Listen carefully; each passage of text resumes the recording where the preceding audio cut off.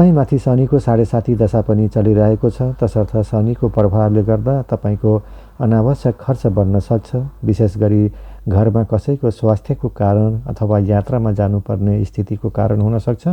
साथै कानुनी मामिलामा खर्च गर्नुपर्ने बाध्यात्मक परिस्थिति शनिको कारण हुन सक्ने देखिएकाले शनिको जप शान्ति गर्नुहोला। बृहस्पति तेस्रो स्थानमा रहेका छन् र सप्तम स्थान, नवम र लाभ स्थानमा पनि दृष्टि भएकोले व्यापार व्यवसायमा नयाँ अवसरहरू आउनेछन्, तर नयाँ लगानी गर्दा चाहिँ बुद्धिमत्ता अपनाउनु पर्छ। राहु 11औं स्थानमा शुभ फलदायी रहेकाले यो वर्ष आकस्मिक लाभ मिल्ने सम्भावना बलियो रहेको छ। विशेष गरी शेयर बजार वा वैदेशिक आम्दानीबाट सोचे जस्तो लाभ लिन सकिनेछ।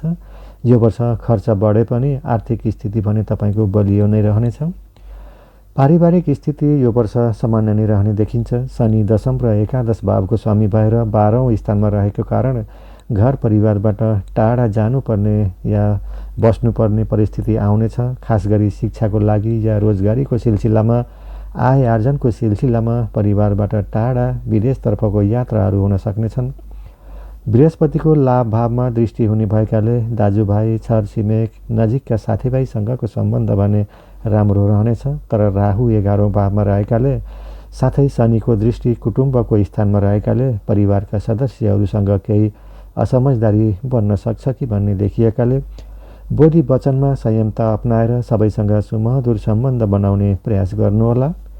घरयासी वातावरणमा केही अस्थिर रहन सक्छ। खास गरी मातापिताको स्वास्थ्यको कारण हुन सक्छ कि भन्ने ग्रहको अवस्थाले चाहिँ देखिएको हो। अब तपाईको लागि पेसा, व्यवसाय र नोकरीको क्षेत्रमा के कस्तो प्रभाव रहन्छ त भन्दा यो क्षेत्रमा खासै ठुलो उपलब्धि हात लाग्ने देखिँदैन। कर्मको फलदाता शनि 12औं स्थानमा अशुभ स्थानमा रहेकाले जागिर वा व्यवसायमा अझ बढी कामको बोझ थपिन सक्छ। जिम्मेवारीहरू बढे पनि आम्दानी पनि वृद्धि भने पुरानै जस्तोमा चित्त बुझाउनु पर्ने देखिन्छ। अर्थात् नोकरी गरे पनि पदोन्नति वा तलबमा वृद्धि नहुन सक्छ। तर विदेशसँग सम्बन्धित काममा जोडिएकाहरूलाई लाभ लिन भने सकिनेछ। वैदेशिक रोजगारीको सिलसिलामा विदेश जान सकिनेछ। बृहस्पतिको तृतीय भावमा मई महिनासम्म प्रभाव रहेकाले सञ्चार, लेखन, मार्केटिङ, सञ्चार माध्यम, सामाजिक सञ्जाल जस्ता क्षेत्रमा लाग्नेहरूलाई तथा लेखन, खेलकुद, कला आदिको क्षेत्रमा लाग्नेहरूलाई सफलता मिल्ने देखिएको छ।